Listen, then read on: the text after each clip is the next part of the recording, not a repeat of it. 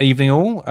We've just noticed that everyone in the known world is going to be watching Barcelona versus Newcastle, but we're here now. So if you want to stay with us and half watch us, we will be offended. So please do focus on us. Turn it off.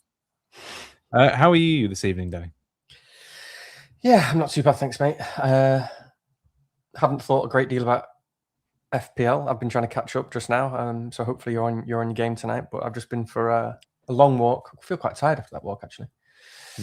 And yeah, sort of quite looking forward to just trying to get back in the game and thinking about what's to come this week. Yeah. Is it weird, by the way, that I was just thinking about this walk? Is it weird that my girlfriend has no idea what Flying Ants Day is? Does nobody call it that? Is it did I just still call it Flying Ants? I know it's not today, but I feel like it's approaching. I don't know. I don't think I've ever had a conversation about Flying Ants Day.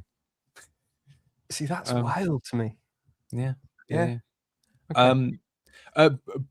Boring point, but if the chat could just let me know that it basically works and it's not lagging too much, because there's a little bit of a kind of visual lag that I get when I'm talking to Danny. Hopefully it's fine. Same with the sound, all that kind of stuff. So saying everything good will help. Gareth in the chat confirms that it was yellow-legged mining bee day at work. I don't know what's going on, but that sounds all very exciting. So there we go. Some personal news. This is probably the last or the penultimate pod with this background. There'll be a new background soon. So even if the pod is rubbish, you'll have something new to look at. So that's very exciting. We won't get this. Will we get the sirens anymore? We won't. Will we? No. Well, no. Although I remember when we did the house survey, they said about 10 years ago someone was arrested for selling drugs. So you never know. There might be some. When you read through a survey of a property and they're like, well, in 2008, this guy was, it's that kind of thing. Yeah. It's usually my eye is always drawn in these things to the wrong stuff. So. Do you know, I actually did a house viewing once, by the way. This is very boring. This is basically, what is a property TV show anymore? Location, whatever it is. I actually did a house viewing about a year ago in Brentford, where genuinely, the house next door, someone was being busted out and arrested whilst we were looking. So we came out of the property with the estate agent, and he was like, "Yeah, so it's a really lovely area." Someone was being arrested. We kind of gave him a look of like, not going to happen, is it? No go, that isn't it? Yeah. Thank you for the concern in the chat, Matt Bugsby. Moving to a meth lab. No, it's actually a really quite lovely area in Southwest London. So I'm okay. I'm not gonna. It's as safe as houses here. So no kidnapping or meth labs or anything like that, as far as I'm aware. So that's good. Big week ahead for us to talk through. I know that lots of people are kind of pondering things. I don't know whether you're on this, Danny, but everyone I've spoken to is a bit. They're trying to remain. I never heard this phrase before this year. But I know what you're going to say. So let me guess what you're going to say. The phrase you're going to say is like chip agnostic or something. Yeah. What the hell? I've never heard of this phrase at all before.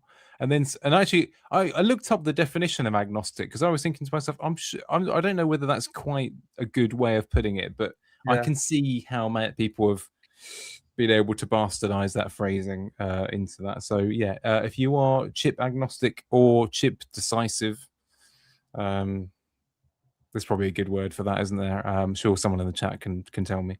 Then that's not a problem, but we will look at it. We'll say a quick hello to everyone. So we got the Sweeney, which is it a 1970s police show? I don't know. I've never really watched it, but trying to remember the guy's name. It escapes me. Anyway, evening lads from him. BB Defender confirmed that we are working, so the stream is fine. And we are graced with the presence of Zach Farnell, who may or may not be top of the leaderboard. We'll have a look at that in a minute for our mini league. So welcome all. Do you know what? This is I don't think it's political particularly, so I'll say this anyway. But I read something earlier today which I thought would serve me for a good sort of anecdote to get likes and subscribe. So I'm going to do it now before I forget.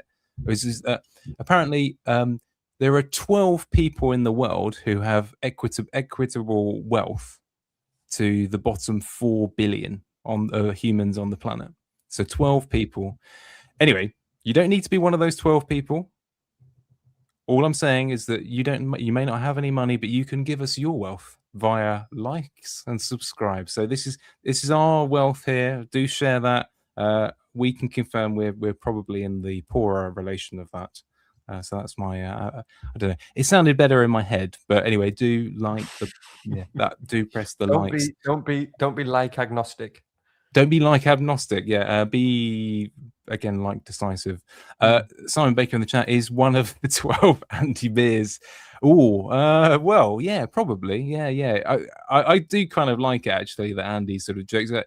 He's like, no, it's not £80,000 for the stream today. It's probably nearer 100. That kind of stuff.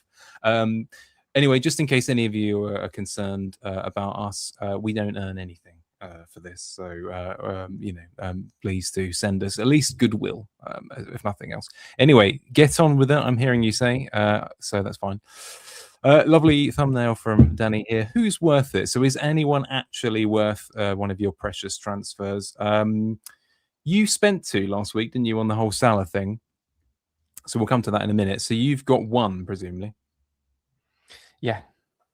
And I have 3, I think. I'll have a look at it, actually. I can't remember, but I'm pretty sure it is 3. I had 2 last. Yeah, of course it's 3. So we'll look at that in just a second. But yeah, who's worth it? Is it Warry? Is it the man of the moment for you last week, Shabosalai? Actually, you had a pretty good week, actually. Not that I'm surprised, but I looked at it and thinking to myself, oh, actually, you've beaten me by a good 10 points, I would say, this week. So we'll have a look at that in a minute. So a few heroes that you had there, not envious at all, but there you go. Good. Okay, let's move on. Heather, welcome. Hello to you as well. Mini league update then. Let's do that now. Zach is in the chat. He can lord it about like the big man on campus. He's still the top of the mini league with only not many game weeks to go at all, actually. So Zach is digging in, ready for the prize. Do we have a prize? Good question. We'll think of something. Zach, let us know what you want, and Danny's probably got a few quid knocking about. I don't have any because I've just obviously spent all of my life's work money on an overly priced apartment. So it can't be me. But Danny probably got a few quid down the back of the sofa. So big cash prize. I don't know. I'm not quite sure about that. We'll see if we got any biscuits or maybe a bottle of beer or something like that. We'll find out. Anyway, Zach is top. Matthew Nuttall second. I don't think there's much change in the leaderboard. So Matthew Nuttall second, Benji Ag third, Nick S, Niels Lanoy or Lano. You'll have to let us know. And Joe Kelleher in number 6. Manager of the week was a team called Zooby Dooby. Again, the one that I've pulled out randomly. 79 points from Harris Khan, who I believe is stateside. So it might be watching at a different time. But very good.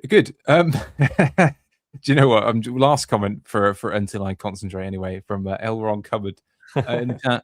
Lavender pillow spray as the prize. I'm not embarrassed to say I do actually have one of those. And no, genuinely, it is actually quite good. I recommend to anyone. It's nice, settles you before bed. Jasmine tea and lavender pillow spray. I know. Well, this is why we're a good match, right? There's no way that you would get away with saying this. No. Okay, I love the idea of this. Zach actually has agreed to this. So a lavender pillow spray might well be the prize, which maybe we will. If you could, Zach, if you want a half-used one, then I won't actually have to spend any money. That would be ideal. Anyway, Danny, we're going to do this quickly if we can.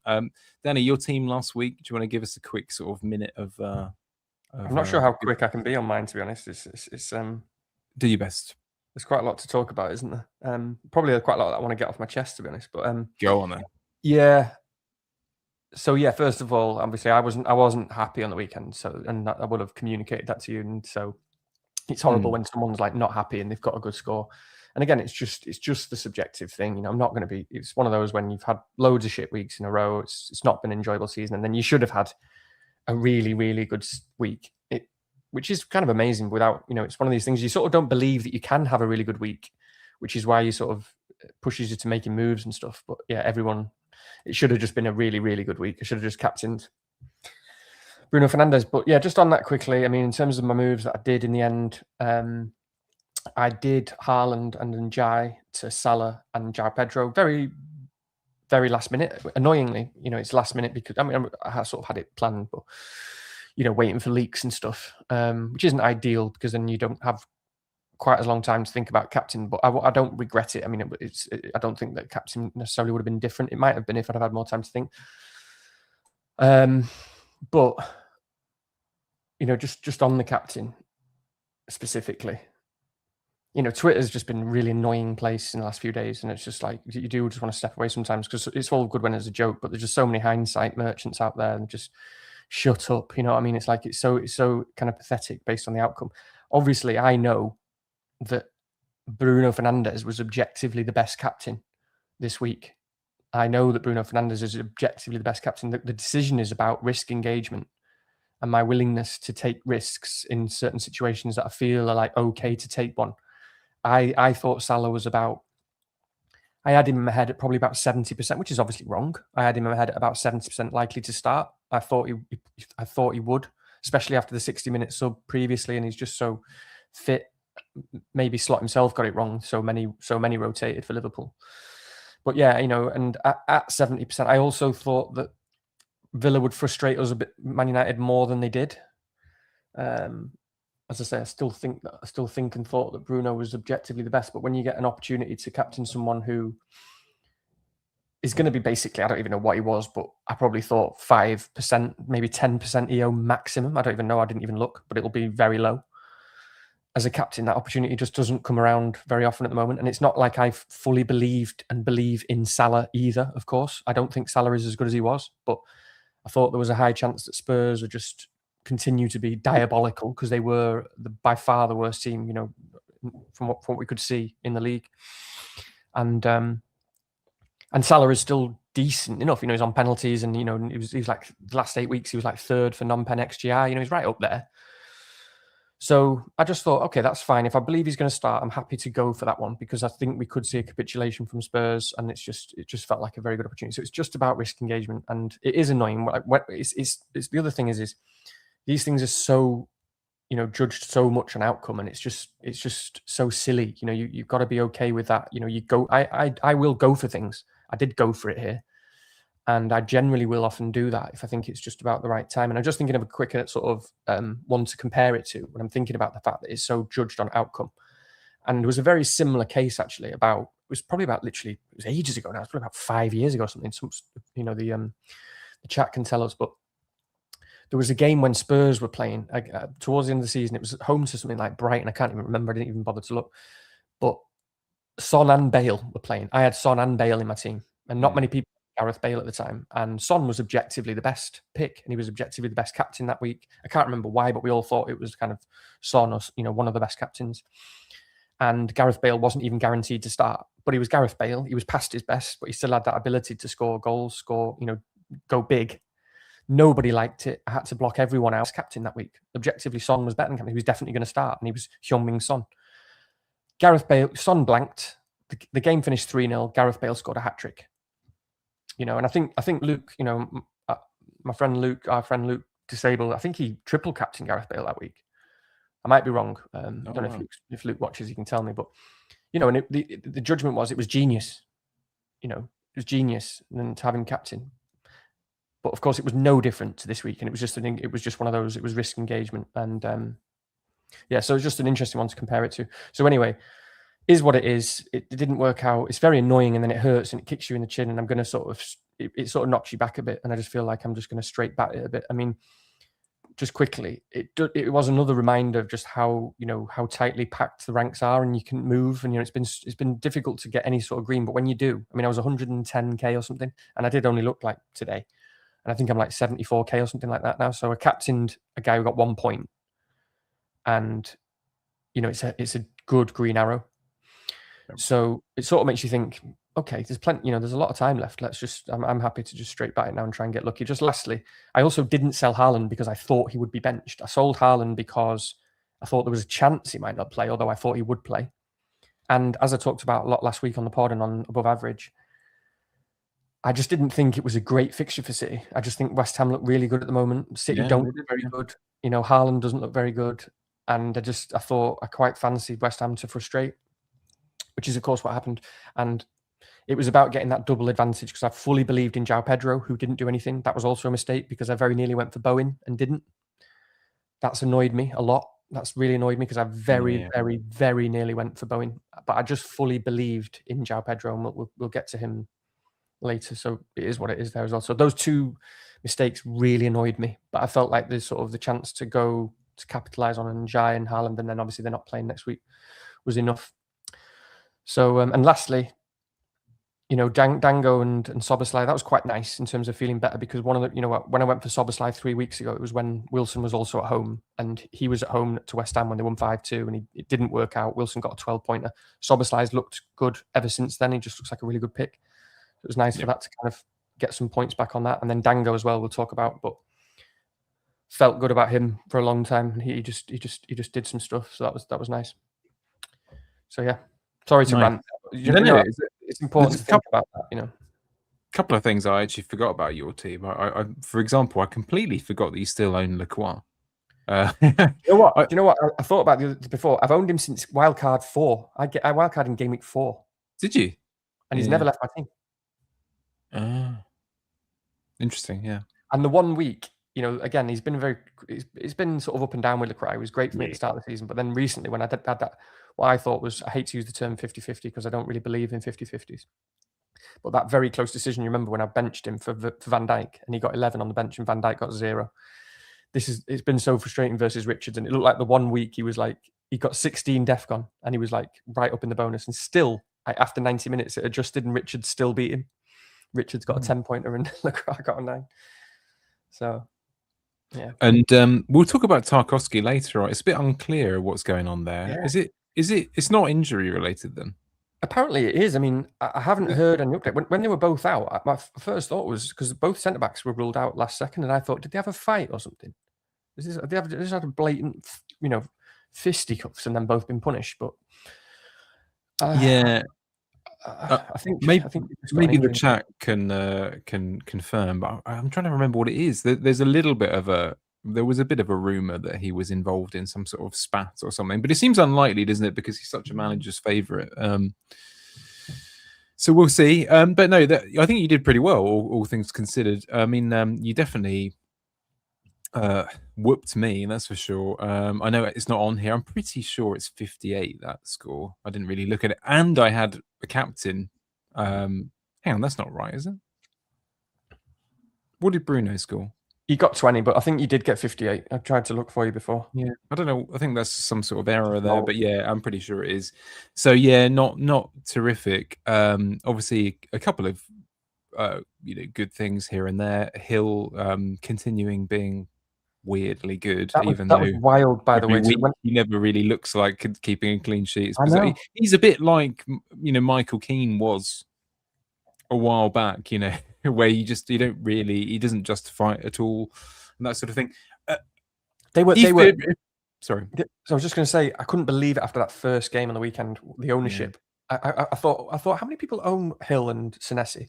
And I just started looking through my mini leagues, just like, the mini leagues with the casual players and like all people like my family in the league and stuff. And I genuinely, I think I had to click on 10 teams to get to a team without a Bournemouth defender that had started. Oh, really? Yeah. Among the casuals. And then I was like, no way, what is going on? And that then hurts deeply. Like, shit. And then I looked and they were each 23% EO. Okay. 46% EO when it was 8 and 10 points after the first game. And I was like, Jesus Christ. So, but anyway, some notable things here. If I'd known everyone was fit, I probably would have bench boosted that.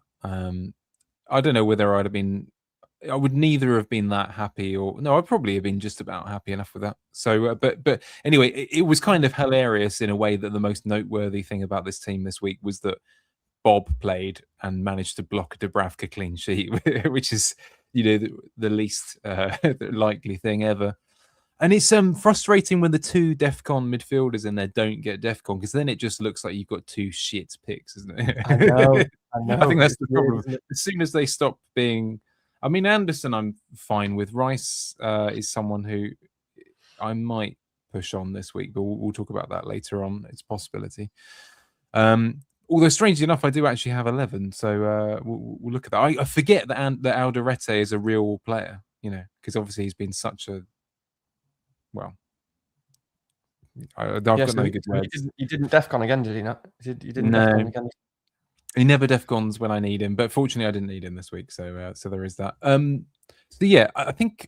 Just a bit before I forget, because this is obviously my team, and I heard on the FML stream podcast yesterday when I was shaving, strangely enough, and I heard that Walsh very generously has put me through in the cup in a tie because of the team name. Now I'm just going to correct you. My team name, for anyone that's interested, is Hammersmith Hardmen. It has been for a good decade, maybe more, probably the whole time, actually. Now, it's not because of some intercity firm love of West Ham 80s football hooliganism or whatever it is. No, I do actually find that deplorable. I'm not just being liberal. But what it is it's a line from series 3 of Bottom, where they go into a pub quiz. I don't know if you remember this episode. It's not one of the stronger ones, but Of course I do. Of course I do. Good. Richie goes in and says, "Stand back, birds. It's the Hammersmith Hardmen," and of course, the team name was born. So there we go. Hammersmith Hardmen. That's where it comes from. If anyone is interested. A few people are saying some interesting things actually to this. Richie, what are we going to do about Sanchez? I'll come to that later on when I do team selection. BB Defender, West Ham are fighting. I did want to say something about that when you were talking about it. I think a lot of people were kind of like, "Oh, City lacking creativity. They're not creating much," and that sort of thing. I really don't think we can underestimate the improvement that West Ham have made. They, defensively, that was an outstanding performance. Mavropanos, who has previously looked like an absolute liability, had an unbelievable game. And Todibo is one of those players who, like 5 or 10 years ago, not 10 years ago, 5 years ago, the top clubs in Europe were looking at him, thought this guy could be really good, and he never quite made it. He suddenly looks like he wants to be a defender. He's one of those like good footballers, but was almost like above defending. And now he's turned into the kind of guy who loves defending. So I'm really pleased. I mean, obviously, we ended up back in the relegation zone because of the Spurs point at Liverpool. So I'm part of the slot out crew now because I was not expecting that at all. But I'm really pleased. I think it's very hard to say, isn't it, realistically, who's going to get out of that scrape, because the fixtures are pretty hard, and it really is going to come down to a couple of points, and goal difference is against West Ham, for example. So, but yeah, they look good. They look really good. I mean, they only created literally one chance, I should say that much. But in a game like that, they got what they wanted, which is a point. Mm-hmm. That's perfectly fair. So yeah, it's not an easy game anymore. I will say that much. Mm-hmm. Cool. Let's push on. The screen there looks a bit crap, but I'll start. It's kind of, I've broken it into, it looks like there's a lot of questions, but there's actually only really about 4 there, and I will interlink things, Danny. So there you go. Oh, apparently Barcelona have scored, so they're actually 4-2 up on the night. Oh no. 5-3 on aggregate, so it's looking like it's slipping away. Oh, maybe, no. But what a game. Very exciting. Watch it after the pod. Not now. Anyway, or have it on a separate screen, but really be listening to this. Anywho, first question is from our good friend FPL Easy, who I think gets a question in there every week, so well done to him. Last week I accused him of being a raging alcoholic, and he's still come back for more, so that's good news. Is playing 31 with 10 enough? I've had a few questions like this. In fact, a few other people have said something like this. So I just wanted to get this one out of the way early. I mean, I know that a lot of people, as I said, down the bottom of the screen, they're chip agnostic, don't necessarily know what they're going to do in 32, all of that kind of stuff.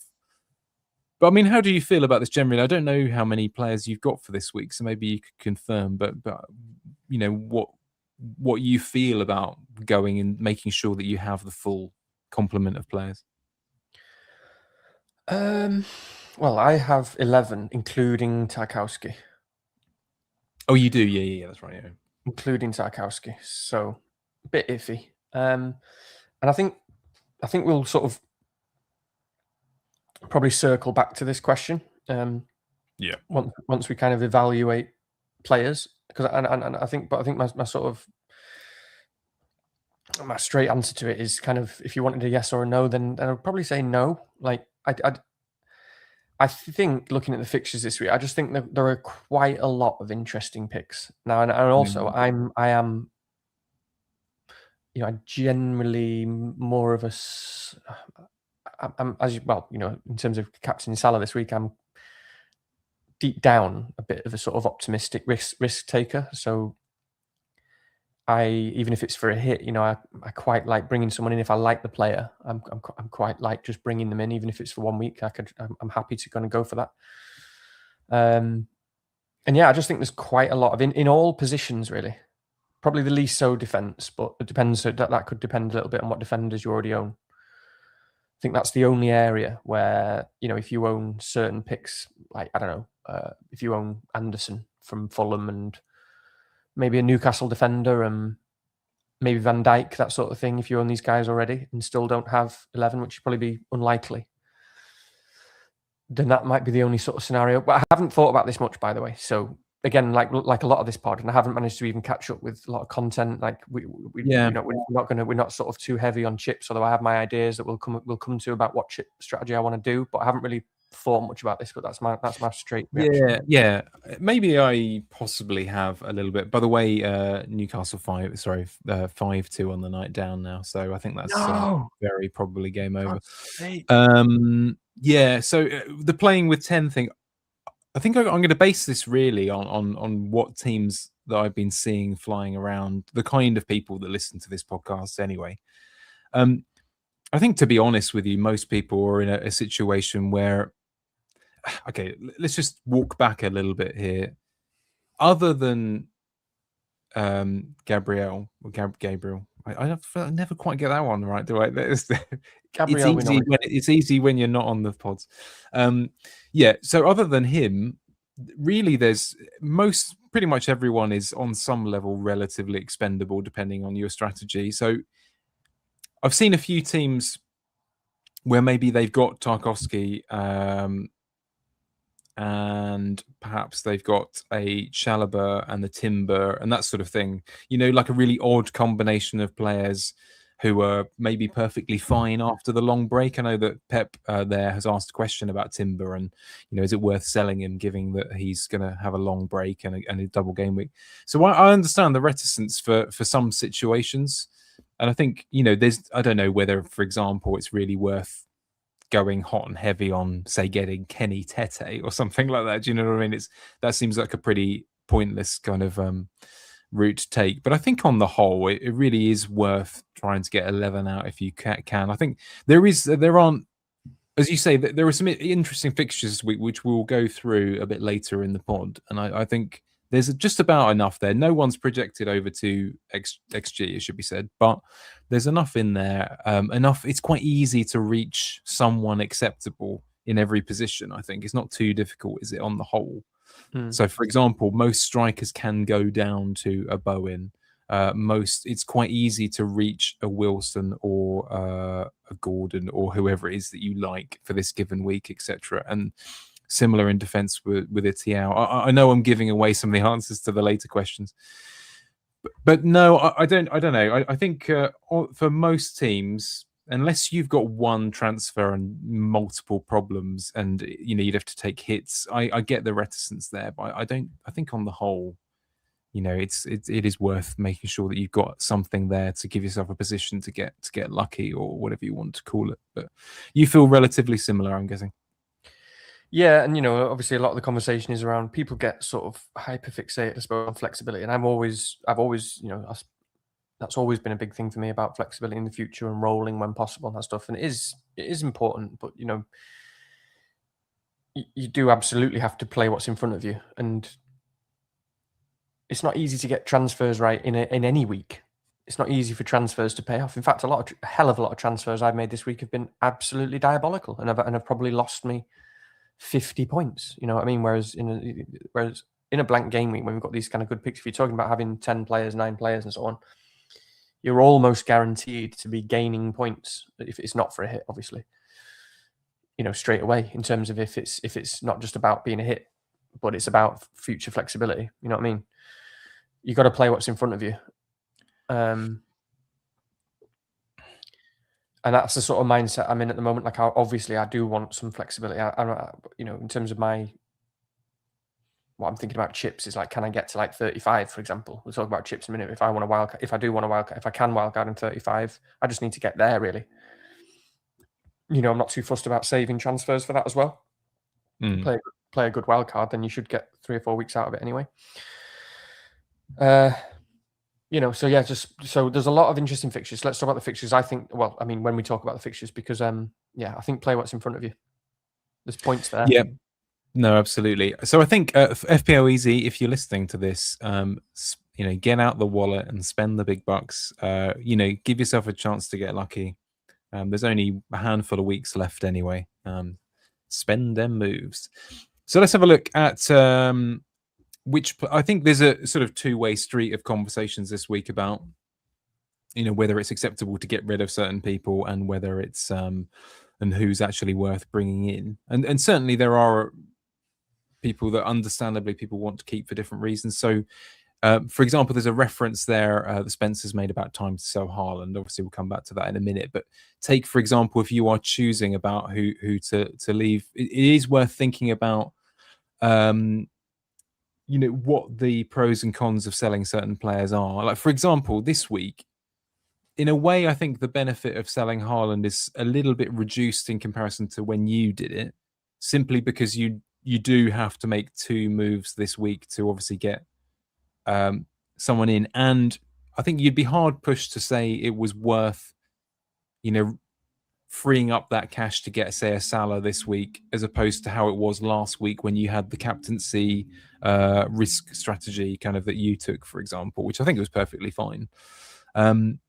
So it's a little bit diminished because of that, I would say, on some level. And the thing with Haaland, by the way, it's worth just stating this early. If you're a little bit indecisive about chip strategy, one of the reasons why you might be reticent, and it's a long way off, so I understand you're not bothering this, is simply the 33-34 situation. So if you potentially want to play through 34, it might end up that you want Haaland as your captain because it's going to be Burnley away. So there is that kind of situation. But of course, he could double 33. So it's an awkward one. But that's the only thing maybe that possibly puts some people off this week. And there isn't a striker with an exceptional game at home or anything like that. Is there really? Like, the best options are going to be players that have a sort of relatively not tricky, but a game like Everton away for João Pedro or Aston Villa away for Bowen. Like, they're all right, aren't they? There's nothing wrong with them at all. In fact, I'm still considering one of those. But yeah, it's a little bit diminished perhaps in comparison to last week. But yeah, the general point then, I mean, whether you think Arsenal, City or Palace are the easiest to jettison, I'm going to start with this actually a little bit, is that with Palace, I think it's probably the easiest. That said, Munoz, I think, has been pictured now, hasn't he? So that worry for some people is maybe reduced a little bit. But they, I think in comparison to the other two there, they are probably the easier ones to go. So if you've got Sarr, you've got the option of, a Wilson or whatever it might be. So I can see the appeal in that. I'm trying to remember their situation with doubles. I can't quite remember. I know that they will have some coming up, but I think in the immediate sense, that's not too bad a sell. Arsenal, I think, as long as I think holding Raya and Gabriel seems like Gabriel is the easiest way to go there. But Rice is a funny one, Because obviously, I don't think many managers will be playing through 33 from here. My view is that 33 is going to be a chip kind of no matter what for almost all strategies. So I think you could free hit it, you could wildcard that week, and that's all right. Actually, I've looked at that. Or in some cases, you might bench boost for it. So that's kind of worth thinking about immediately there. But yeah, Rice is a funny one because I think if you did say switch him to someone like a Gordon, it's kind of a zero-sum game in the sense that you get a fixture this week. And they both double 33, and then they don't play 34. So that's quite an interesting one. But anyway, I'm saying a lot here. What do you think? I mean, what's your position on who to sell for? If you do need like one spot, for example, to fill, would you be more tempted to sell one team or one player than another? Yeah, I mean, it's got to be Palace, hasn't it? It's got to be Palace first. Just even removing the sort of, just they've got fixtures and just the way they're playing at the moment, to be honest. Yeah, it's a bit dull, isn't it? It's difficult to sell anyone. I mean, I think with Arsenal, again, it depends on what your chip strategy is, or whether you want to remain chip agnostic or whatever the hell. But they've obviously got a good fixture in 32 with Bournemouth at home. So for me, it's quite nice to have the Arsenal guys there. For that, as someone who wants to play through ideally, although may not be able to. And then City is a difficult one. I think, like you've said, it's now makes less sense to sell Haaland than it did. A lot less. Yeah. And again, oh God, I mean, so much rest on that Liverpool Man City game, the cup or whatever. So much rest on that, doesn't it? I mean, it's likely based on what I know and understand that. Yeah, my entire season and chip strategy rests on that single game, which is weird. Actually, I'm not sure I've been in that situation before. So yeah, if City win and they're slight favourites, but that's a pretty tough game to call, then I presume they're less likely to play in 34 as well. Then, as well as obviously they will double in 33. But yeah, I mean City. So it's Haaland, isn't it, and maybe O'Reilly, because it's all up in the air a little bit. I mean, it's quite annoying, isn't it? Because I think that Semenyo has, and this is a bit of a horrible thing to say, and I don't really like framing it like this, and I know it's been talked about already, because Semenyo is a great player, but ultimately, like, I think his integration and stuff and the way they've been playing just has made them worse. Mm-hmm. And it suggests that Pep realised that himself. The lineup that he played against Real Madrid, which was the big game, the biggest game, the one where they had to get the right team, and he was dropped. So obviously, for all of us who haven't owned Semenyo, that's actually quite annoying, isn't it, in hindsight? Because when a lot of us sold him sort of 12, 13, 14 weeks ago, whenever it was, maybe less, we thought he was definitely going to miss at least that one game because the transfer was being made. And then we thought he'd come back as likely a minute's risk, but he's just came back as absolutely nailed and then scored every week. And then they've now realised that they're probably better with him not starting, at least for the moment. So I don't think, so what I'm saying here is, I mean, Cherky was so good the other night and is so good. I mean, he's just a level above. He's just a joke. So I mean, it's just insane that he's not playing already. And then, and Doku was great as well. So there's a real chance that Semenyo has just dropped now. A real chance. And he's certainly way more of a minute's risk than he was. So that's an interesting one. I think that's it, really, isn't it, in terms of City? Yeah. I mean, actually, it's what's interesting for Pep Talk, who's asked this question here about Timber. I mean, in actual fact, you probably went into this week thinking, well, he's probably the most sellable because of the injury that he picked up last week, and he was replaced by Mascara, wasn't he, quite early on or something like that. But he's probably gone from your prime sell to maybe your third sell potentially after Semenyo and Chalobah. So Chalobah, I don't know, based on what I heard or saw last night, he seems pretty unlikely to make 31. And if that is the case, I mean, obviously wait until Friday. Then it seems to me that you've got two more saleable players than Timber even there. So that's a kind of an odd situation to be in. I know that Stu Pep Talk used about 4 transfers last week to get into this position, but he had a good bench boost, so it was worth it. So that's quite an interesting one. I think we've said our piece on Haaland there. what's tricky there? Okay, so I mean, I've got basically two options for if I want to use a move this week, and one would be in that Haaland spot. But I just think the chances of that, the blowback from that move as opposed to the other one, when we'll look at it, is probably just a bit greater because of the 33-34 situation with Haaland. You know, you could be dumping your captain for whichever of those weeks, and that's the problem there.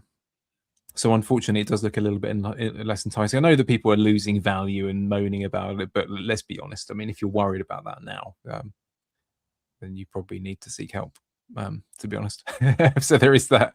So yeah, I think that's yeah. Speaking of a man who likes to get in on the price changes, I did think of framing this question specifically to you in a particular way. You know, could there be a return of piss hair or that sort of thing? But I wanted to frame this more in the question of whether it's worth replacing players that actually had a fixture this week, because I think broadly the answer is almost definitely no. Especially defenders. I don't. I mean, okay, I'm not playing Alderete in all probability, but if I had to, as opposed to a defender move, I think I'd just do it and keep the move. I think everyone, the ceilings are pretty low. The clean sheet odds, I think there's only one team anywhere near knocking around 40%. That might be Newcastle, and it's a derby, so they, you know, the chances of that are somewhat diminished, aren't they? But yeah, I just it'd be interesting to see your thoughts on moves for players that actually do have a game. So Enzo to Gordon is the one that he's eyeing up there. Any thoughts? Oh, Anthony Gordon. Lovely piss hair. It's just such a great example, isn't it, about timing in FPL? I mean, and sometimes you can pick up the timing. You know, you see something and you can pick it up, and sometimes you don't, and you just move. I mean, there was the Foden thing earlier in the season, wasn't there? That, for example, personally, I hit bang on the right time. Yeah, you did. Yeah. And then with Gordon, I mean, obviously he's playing up front now, so that's a slight change. But ultimately, he had penalties. He was playing and starting every week, and I'm just reminding myself that I brought, you know, all about timings. I brought Gordon in for Burnley, Palace, Leeds, Wolves, Villa. That was when Wolves were terrible as well, or not as good anyway. Burnley, Palace, Leeds, Wolves, Villa, and he didn't even pass the ball forwards in those 5 games. And yeah, now he looks like a much better pick, and that's the way it is. I mean, to answer the question though, the answer for me is no. Like this is a different one. This is a different question where it's not about like bringing a player in to replace either nobody or take a hit, you know, or, kind of guaranteed gaining points and stuff like that. I do like Gordon this week. I mean, I've not seen Newcastle tonight. I don't know if they're all fit. We don't know if we're behind. They're 6-2 down now, which is absolutely 7-2. insane. Oh no! Yeah, they've been absolutely. I mean, from the sounds of it, Newcastle really going for it. So all credit to them, but they've been absolutely whipped. I hate that. I mean, I'm always support the English teams in Europe, and they've all taken a hammering. It's so bad, that 7-2. Jesus. But they might start resting a few now, or maybe they can't actually. Yeah. Well, exactly. So that'll be a big blow to the sort of the confidence. But they've been better in the league. They've got a lot to play for. I mean, Newcastle have been on the up in the league, and Sunderland are very much on the down. Newcastle are going to be out for revenge, having lost. Did they lose the other derby? I think they lost, didn't they? Ooh. They certainly didn't win. I think maybe. So yeah, and Gordon is playing up front. He's on pens. He's definitely a good pick, but for me, I wouldn't make that move. Enzo's still a good pick, and that is an example for me where I prefer this sort of keeping the flexibility of an extra transfer. There we go. It's the irony is not lost on Pep Talk. He can't quite believe that I'm asking you whether you can recommend the worst person in the world from earlier in the season. But there you go. Yeah, he's someone I have room for him myself, and just for the humour factor of putting it in front of you, I thought it might be worthwhile this week. But yeah, thanks. In all seriousness, it's also a pretty popular model pick this week, isn't it? I've seen it. But what's weird actually is I had a little play around with this myself, and for those who are looking to remain chip agnostic, as Cedric asks down the bottom of the screen, your roots on what they suggest, what review and other models suggest this week is completely different depending on what you punch in. So that's quite an interesting point. So if you are going to end your team, next week for a wild card, then I guess someone like Gordon might be more of an acceptable one to go for. Whereas actually Rodgers comes up quite a lot because obviously he's got a trio of really nice fixtures on paper. Well, I say that on paper because West Ham is not as an easier game. I think he's got what's he got? West Ham. I know Sunderland at home is there in a couple of weeks, and then something else sandwiched in between. So, Rodgers is there. I don't think either of us are realistically going to suggest him. He's been a massive disappointment, but then we kind of predicted that. So West Ham, Forest, Sunderland. So he's against two battlers: West Ham, Forest. Well, that's it. Yeah, I wouldn't be touching it myself. But no. Yeah, none of that. Actually, someone who I find more interesting we'll come to in a second because I'd really like to hear what you say about Cunha in a minute. But yeah, for Jossie, then I agree with Danny on this one. I don't think it is worth that. But of course, if you are, again, it's going to depend on your strategy. If you think, perhaps if you're playing through, for example, weirdly enough, Gordon has really good fixtures until the end, so you could risk that at this point. I'm pretty sure the ones from 35 onwards will make him a wild card pick even for Danny when he comes to it later on. So you never know, he might be back. The return. There must be a film title, like such and such 2, the return of, So yeah, no, you look disgusted by that. It's like I've just parked something in your shoes, Yeah, I had a horrible mix of emotions because obviously I immediately thought, no, he's never going to be in my team again. Can't stand the bloke.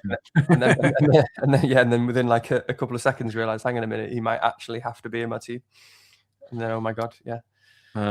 Yeah, Mbeumo is a question from our good friend Pete did ask about this, but also Stefan, who's very welcome here. So what's going on with Mbeumo? Could he be benched? Is Cunha a buy or wildcard pick? So we can answer these together potentially. And it's an interesting one, isn't it? I've been a bit disappointed with Brian. Obviously, I think a lot of people have. He's been carted around a bit, isn't he? He was playing on the left a bit. He's been playing up top. And then, of course, now he's back over to the right a bit. And, of course, Sesko keeps scoring whenever he comes on. So no one wants to hear what I've got to say about this, really. So I'm going to hand over to you. What have you seen? No, I think you're absolutely wrong. I think you really should. You probably watched more than me recently as well, even United. But I mean, I'm just thinking about Mbeumo right now. I mean, there's two things about Mbeumo is, well, there's a few things. Is, players go through these phases. Players go through phases where you don't know what's going on. It happens. Nobody's going to be perfect all the time. We don't know if it's something physical. We don't know if there's something behind the scenes. We don't know if it's just a little bit of form, a little bit of getting used to teammates and positions, and it happens. And at any moment, he could just turn around and he can score some goals. I mean, there was the other week when he missed that chance. I mean, the ball literally just bobbled. It was one of those things where the ball just jumped up just as it hit his foot, and there's nothing anyone can do about that. You're going to sky it no matter what. No one's going to not sky it. And otherwise, he would have buried it. We might be having a slightly different conversation. Maybe that would have got his confidence up, whatever. I don't think he'll be benched. Obviously, it's possible. I just don't think so. I mean, when you talk of a player of his caliber, you don't just bench them willy-nilly. You don't just it's not just a few bad performances and they're dropped. It's just he's just too high a caliber player. He's just too good. He just generally makes too many good decisions. And it's that when I say about that sort of caliber and decisions, it's about an experience level. It's just, he still doesn't do a lot wrong, Mbeumo. I know he's not been great, but there's just a lot there, and you want that form to turn around. And he's one of our star signings, and he's with Cunha, both 50 million quid signings. They're the men up front. The other thing to say though, in terms of owning him, yeah, it has been really frustrating, and it just shows you this keeps happening. This keeps revealing with them. When we talk about all these players like Rodgers and stuff, these are the guys without the avenues where the game has changed, and it's quite hard. And there's still this sort of residue of these picks that in previous seasons we'd be very happy to have, and just like they can get a goal every 3 games or something, if it works out quite well. We've still got some of these. We've still all got some of these players, and sort of are drawn to these players, and I think that's quite hard for any of us to get rid of. And they blank a few games, and you're like, what the hell is this guy doing in my team? And you're watching other players, like whether it's Rice or Anderson, who we talked loads about, just racking up the points from doing nothing. And it's the avenues. So it's very difficult with someone like Mbeumo, from now on to want to bring someone like that back in. Cunha is actually kind of the same sort of player, but he is a god. And where's that guy, by the way, who was telling me a few weeks ago that Cunha is so overrated, he's not good enough, etc., etc. I guess he's gone. He's holding his head in shame. I think he's too embarrassed to come back, to tell you the truth. Do you know what? Wasn't it Benji Yag who's Benji, you're third in the mini league now, and I think you'd have been cruising. You'd have been whooping Zach Farnell's ass. There we are. Yeah. So, so Cunha just is doing the business at the moment, but in terms of an FPL pick, in terms of what they are and what they offer, there shouldn't actually be a huge amount of difference. The difference right now is form. And I guess, Cunha is probably a bit more aggressive in terms of like a difference maker and a goal scorer, and he's just a god. But you know what I mean? Like, we're just talking about Rodgers or someone like that. Like, these guys go a few games blanking, you're like, what the hell are they doing in my team type of thing. And he even I think, I don't know if it was just one game, but Fernandes was taking the corners from both sides in the last game, so he may have even lost his corners. Oh yeah. So I don't think he'll be benched. He possibly could be. In the grand scheme of things in today's game, he isn't a fantastic pick and isn't as good a pick as he would have been in any other season. And kind of Cunha isn't either, although he's better at the moment because of the form. So, but is he worth selling? No, I don't think so, because they've got really good fixtures. They're a really good team. Yep. And he can easily just brace at any moment. He can score at any moment easily. More so than Rodgers, for example, in my opinion. Oh, yeah, for sure. So Cunha, just to answer the same thing before you talk about him as well, a little bit annoying actually, because I wasn't gonna get him, but I've fully considered him last week, and the reason I didn't, it was just ended up not being in the equation for me, was because I've already owned them both. I already own 2 United midfielders, and I just couldn't bring myself to go triple. Yeah. If I didn't own Mbeumo, I may well have got Cunha over Salah and just captained Fernandes. I might not have done. I don't know. I might well have done that, because I was very much considering it, and obviously I love the fact that nobody owns Cunha as well. So Cunha's a better pick at the moment. The form's there. I mean, he's just the touch, the finish. So good. Yeah, similar to you, by the way. I had a bit of a think about it, but as you say, it's the idea of triple Manchester United midfield is quite. I should say it's a bet, right? But obviously, it's also quite interesting, So if you are, one of the great things about United at the moment is that 32 good fixture, 33 bad-ish fixture, relatively speaking. Although again, you still play Bruno and all that kind of stuff, but if you're on a free hit, that's very helpful. 34. That's the worry for me, is that if this trend continues with Mbeumo, 34 is in a way the one that worries me a little bit. I think that's Brentford, isn't it, that week? So if you are planning on wildcard 35, it's a little bit of uncertainty. But again, we haven't seen him being hooked that early, and we haven't seen him not starting yet. So you can't do anything about it now, and you very probably can't do anything about it before 32 either. Yeah, and just to say quickly, Rich, just because we wanted to get through the think about the fixtures. So while we're talking about Man United, purely, or what I will say as well, just before I say that, is keep an eye on Neil's team predictions as well. This is something I will do. I don't think Mbeumo will be benched, but that doesn't mean I can't be convinced otherwise. And if I see Neil reason that Mbeumo will be benched or might be benched, then that's a problem if you own him. So that's what to do there. So obviously hold on for now. But yeah, I mean, it's difficult to separate what is obvious from what is like just a subjective feeling. So my subjective feeling and view of this game, and I hadn't actually realised, by the way, until this morning. I must have forgotten that it's the Friday night game. Yeah, it is. Yeah. So there might be a leak. And yeah, there's a leak. But I also I like these sort of fixtures, under the lights on the Friday night. I like them Friday night, Saturday night for attackers. But that aside, I just really like this fixture for United attack. Full stop. Bournemouth away. This is the sort of fixture that I really like for the sort of players we've got in transition and that sort of stuff, and the movement of Mbeumo and Cunha, and Fernandes up front. I feel really good about this fixture for all United attackers.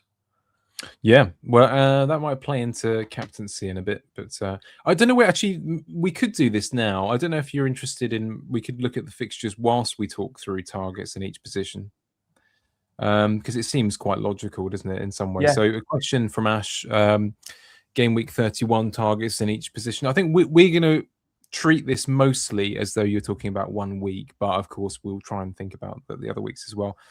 And there is a captaincy question related to that from FPL Leggy. That sounds nice. From can Warry be captain? So let's not that one. Yeah, here we are. That's right, isn't it? Yeah, that's right.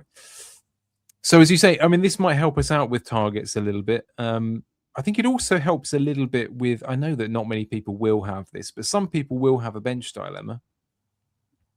And like for example, I'm likely to end up with a choice of Bournemouth. Sorry, James Hill versus Omar Alderete. I mean, in that matchup, even regardless of the Manchester United attack, I'll probably still go for Hill just because of the regularity of Defcon. He's been hitting Defcon almost every game, isn't he? So that's kind of the way I see that. And ultimately, it's a home fixture as well. So there's something there for that. Yeah. But anyway, that's not the biggest deal there. I mean, well, let's look at each game and then think about whether there's any targets. I don't think many people are on free hit, by the way, so I'm not really going to talk that one through explicitly, but you'll be able to work it out for yourself.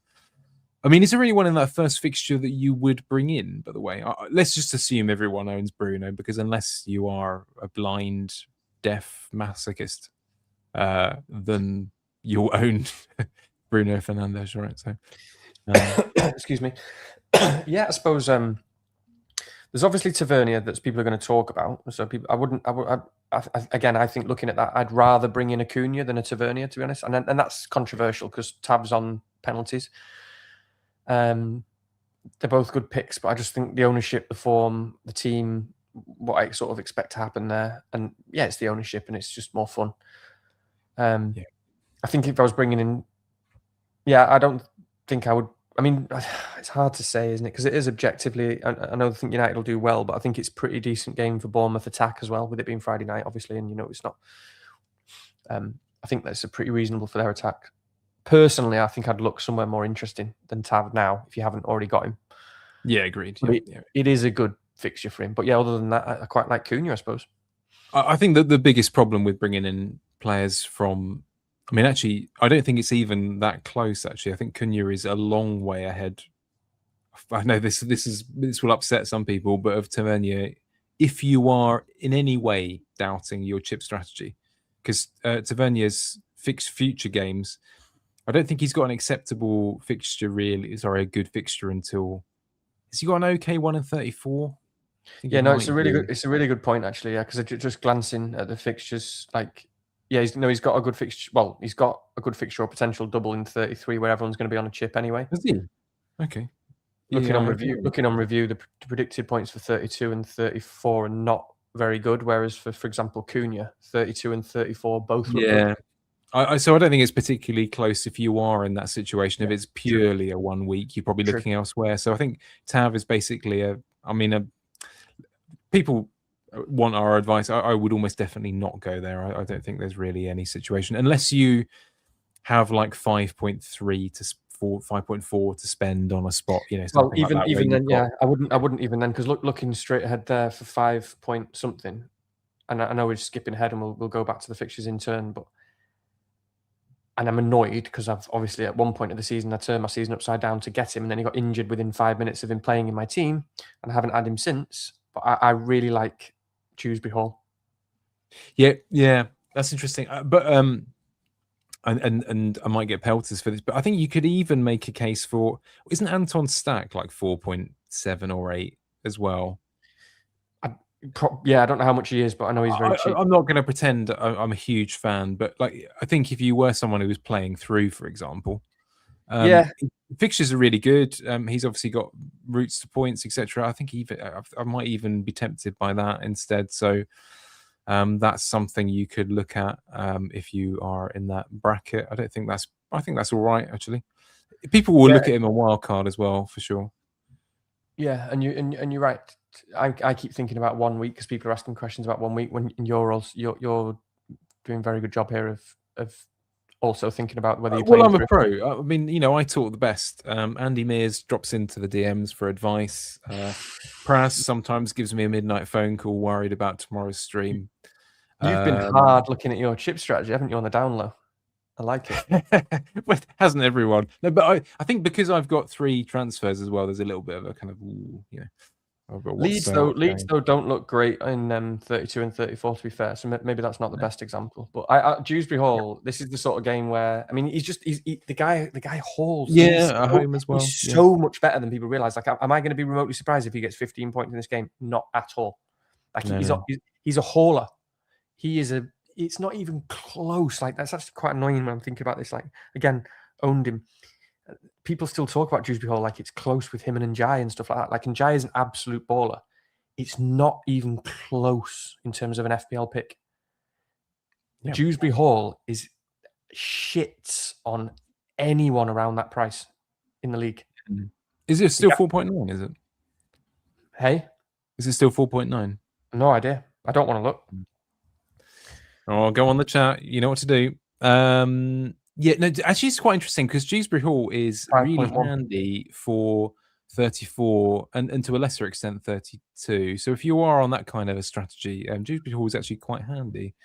So it's West Ham away in 34. I'm not going to say that's a good fixture, but let's be honest with you, you'd play him quite happily. So nobody's going to bring him in this week. Nobody's going to bring him in. Look at that. I mean, people are so clued up these days on the stats and all that. Nobody's going to bring him in. I mean, Chelsea are not great in defence at the moment. No. Bob does Bob things. Fulham. There was a question separately submitted to me. I don't think I included it because I went for the captaincy one instead. But Harry Wilson, Warry Hilson.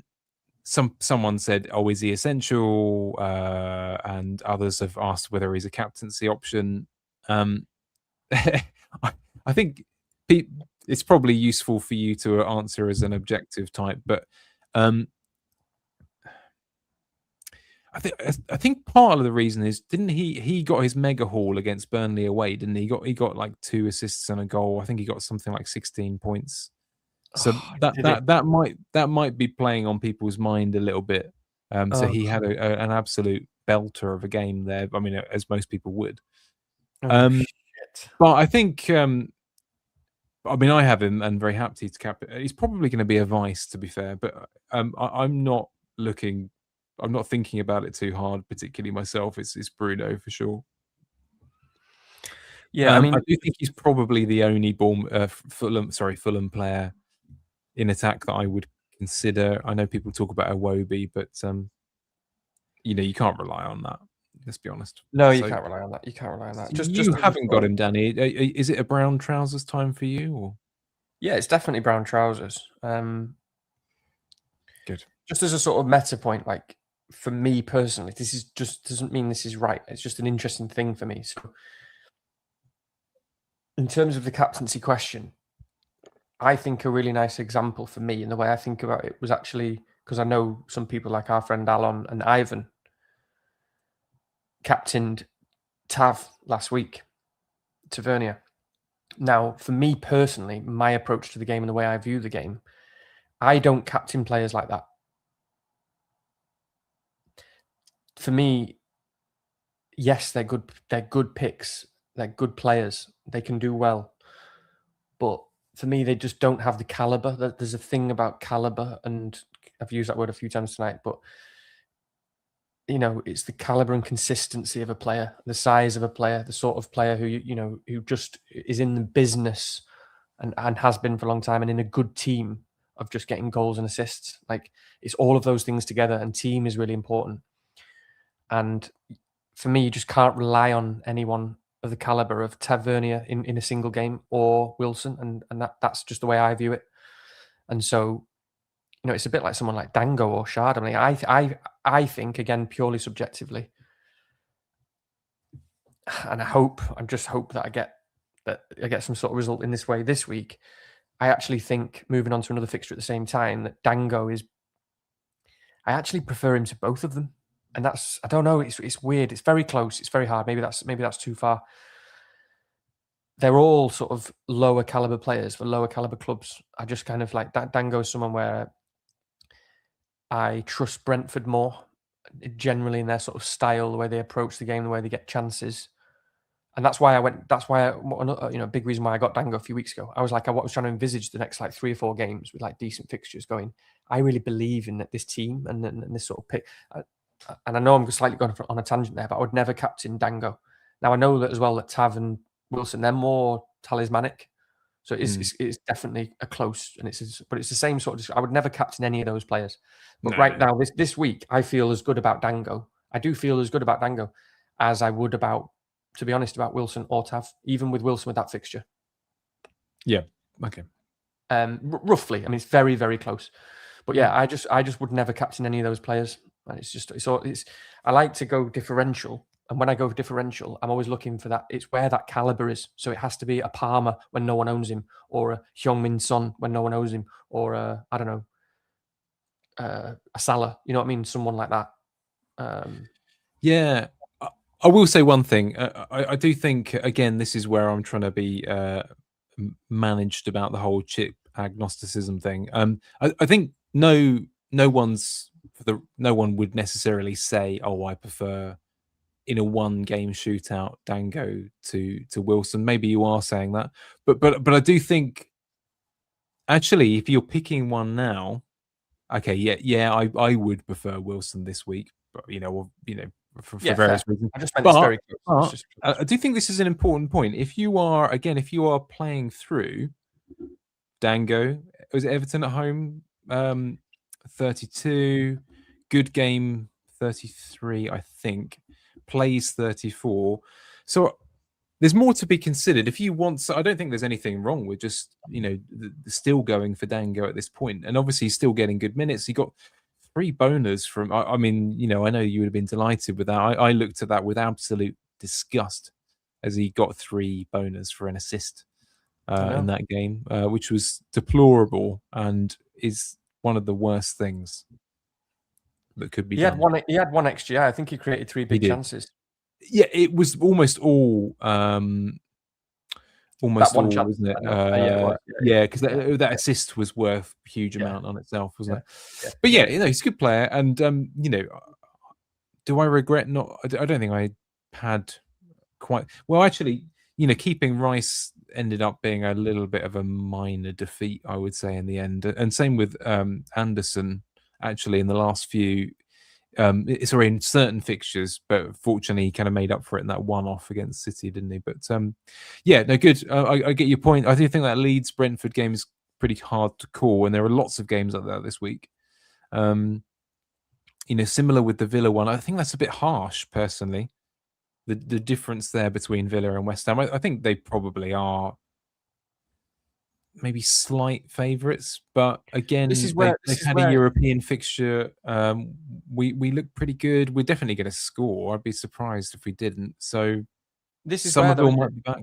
Sorry, no, it's all right. This is where this is where we do try and find a bit of an edge. The bookies aren't going to adjust, rightly so, to what we think, and I agree with you. Like, it's just like I sort of said about my subjective view of the West Ham City game. I didn't think West Ham would, I thought City were more likely to win than not, and more likely to, but I thought it was quite a tough game. Whereas, that's what I mean about all this hindsight nonsense. Oh, you're selling the guy against 18th in the league. Well, I'm not just viewing West Ham as 18th in the league.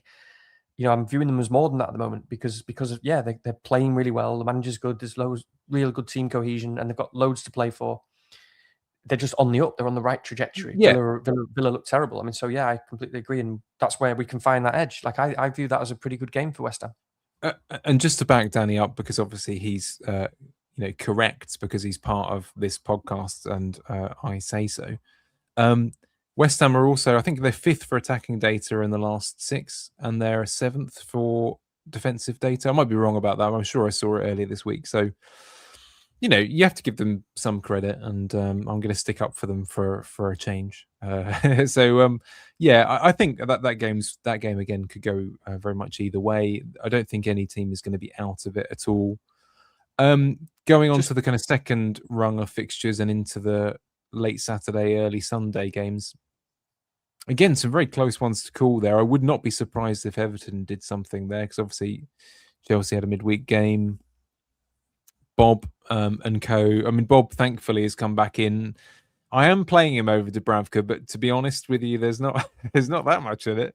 So there's that one. But yeah, there's only one game there that there's a significant gap, and that's a derby, isn't it? So Newcastle versus Sunderland. But should we start with that one and then talk about the other games as well? The Sunday game, Newcastle Sunderland, is really interesting. Obviously, Newcastle just got spanked tonight, but of course they have some of the best projected data for that game against Sunderland.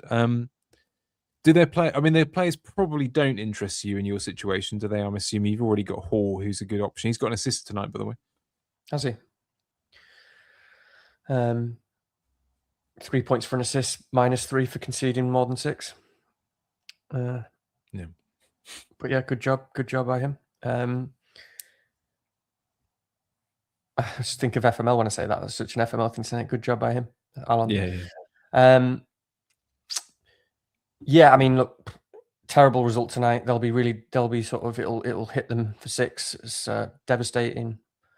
But Eddie Howe, I mean, as Baker said, Baker was saying, listen to Above Average the other day, and he was just talking about how he really thinks Eddie Howe is probably the most underrated English manager, certainly now and maybe ever. And I think he's right. It is weird how we sort of view him. I mean, I know he has his, he has his flaws, but what a brilliant manager. And yeah, it's not. That's the thing. If you want to bounce back, it's in the derby. It's in the Tyneside derby, or whatever it's called. It's not, when it comes to it, and they're on the day in the crowd and it's roaring and it's like, this is it. That's not difficult to get the players back up for that. Yeah. So I just think it's still a really good game for them. And I do, you have to like Gordon a lot for this game in a derby, unfortunately, as incredibly as annoying as that is. So I hope they can get a clean sheet, because I've Hall, like I had Tarkowski for a long time. I've had Hall. I mean, I've had my defenders for an awful long time, haven't I? Hopefully you can get me something. I really hope so. I'm going to interrupt this broadcast by drawing attention to something from the chat. It's really important breaking news. But Colm says, don't forget to give the stream a thumbs up, like. And that is a live picture of Colm as well, I believe. Yeah, he's there celebrating watching this. He's there with his mates or his family. Everyone's excited. The dog's barking at the telly. But more importantly, make sure you do give that like, and maybe even a cheeky subscribe. You can't buy a subscribe at this time of year, by the way. If any of you are from the podcasting world, you'll know exactly what I mean. You more or less have to pay people, and we're not going to pay you. In fact, at the moment, we're out of pocket. We're going to have to give Zach Farnell a bottle of lavender pillow spray. We've lost money out of this, this stream. So it's an absolute disaster. But yeah, perhaps just drop a cheeky like. That's all I will say. Why not? So thank you, Com. That's a very timely intervention. But yeah, lots of interesting. I mean, a lot of people are, if they are looking at, there was a question in the chat a minute ago, and I'm doing this entirely the wrong way, but asking about Alderete to Tiao. It is Tiao, isn't it? Probably is Tiao. Yeah, I heard it was Chow. Yeah, Chow. I don't know. Maybe I don't know. Chow. Yeah. Very good. We can speak many languages here. So he's definitely an option, isn't he? But of course, they have been spanked, and I do expect both teams to score in that, just because it is a derby. But yeah, perfectly fine. It's definitely in the realms of whether it's worth spending a transfer on a defender this week. I'd try and avoid it if you can, personally. I mean, I think just play whoever you've got. Even if you had, I don't know, Esteve, if he's still knocking about, is he around anymore? He might be. I think someone said he's either suspended or injured or something. He might be. Trying to name another Burnley defender. That's how much I've put them out of my head now. If you want the other guy from Burnley, yeah, honestly, just playing any of them, I think. But yeah, it's a perfectly acceptable move if you need a defender, by all means. Alderete being a functioning player, at least, I'd be tempted not to bother. Would you go for, just, I guess the viewers might be interested in this one, because I've heard a lot of people talk about Newcastle defenders, but would you go for Chow or Hall? This is a bit of bum logic, I think, but I think if I was playing for the long run, I probably would go Tiao or Chow. But I think for 1 week, in a an up and down, back and forth derby where teams are likely to both score, I think you probably risk Hall for the 1 weeker. And actually, what's quite interesting, I don't know about you, but no one's talking about him this week, are they? Everyone's loving Chow. Yeah, yeah. Good for you. Yeah, I quite like that. I mean, it's one of those things, isn't it? I mean, I don't really know how consistent Chow's DEFCON is. I mean, if he was like Anderson or Tarkowski level DEFCON, then I don't think you'd probably just have to do it because DEFCON is just that good. But I don't think it is close because I don't think it's quite good enough to be. I mean, Hall's looked like scoring in about 4 of the last 5 games. He's had like some serious chances. And obviously he scored against Man City when he was on my bench. And I think he scored again, didn't he? Or something like that. Or I can't remember. He's come very close. But again, look at Neil's teams because I did, last week, I didn't agree and it didn't affect me or anything, but I was shocked to see that he'd predicted Hall to not play last week and he did. So I don't know how that obviously had me a little bit worried, and I'm thinking he'll be fine for the derby, but I don't know. Yeah, he'll be fine for the derby anyway, won't he? But I don't know if he's just a slight rotation risk or not. But no, just check that. Whilst we're on it, I'm going to take this as though what is it that people call it when people pay for a question? Is it a super chat? Yeah. Yeah. Okay, Heather. Now, if you can send us a bottle of lavender pillow spray, or direct to Zach Farnell, then you can have this one for free. Best Munoz replacement, please. Wildcard 35. She already has Hill. Gabriel doesn't play. Tarkowski and Muki. I mean, you might be in a fair bit of trouble there because Mukiele and Tarkowski might be both out. But yeah, I'm guessing you're saying best defender up until 35. Any thoughts? Well, it has to be Anderson. Oh, right, up until 35. So yeah, it depends on the other weeks. Depends Heather, when you want to if play. you can give us more information. But yeah, I mean, this week alone, you'd have to say Anderson at Fulham. You do get in. It's more interest. I mean, someone like Chow and Hall are very low ownership, and they're not very far behind Anderson at all, and I quite like it. So that's for a bit more fun. I think even Van Dijk, although it won't be popular, he's just a great pick. Yeah, full stop. So Van Dijk is one where you make quite a nice bet. Again, chip strategy wise, okay. So let's just say if you are on virtually a late wild card, so let's say 35, everything. If you're on 32, forget it. It's a 1 week punt. Go with one of those guys, whatever. If you're on 35, say, and I know you mentioned 33, that's quite interesting before, but if you're on a later one, I know from memory because I've got 3 Liverpool players. So Liverpool have got Fulham at home next week, and as it stands, Palace at home in 34, unless they beat City in the cup or whatever, something like that. So they're just quite a nice bet to make to sort of hopefully get to 35. And I just think Van Dijk at the moment looks like scoring every game. Yeah. Because they've obviously changed the set piece coach and they are generally solid in games. I mean, most games, they just look, I expect what happens in that game is they don't concede for 75 minutes and then they concede 1 or 2. But it's what it is every week with Liverpool. You sort of hope, you basically hope that they just don't concede in the last 20 because they very, very rarely do in the first 70. Anyway, so Anderson, Newcastle is the answer. Other than that, I think, isn't it? No one else. No, yeah. I think if you're playing through to 35, I mean, it depends on what you're doing in 34, but it's Verge or Chow, someone like that, isn't it?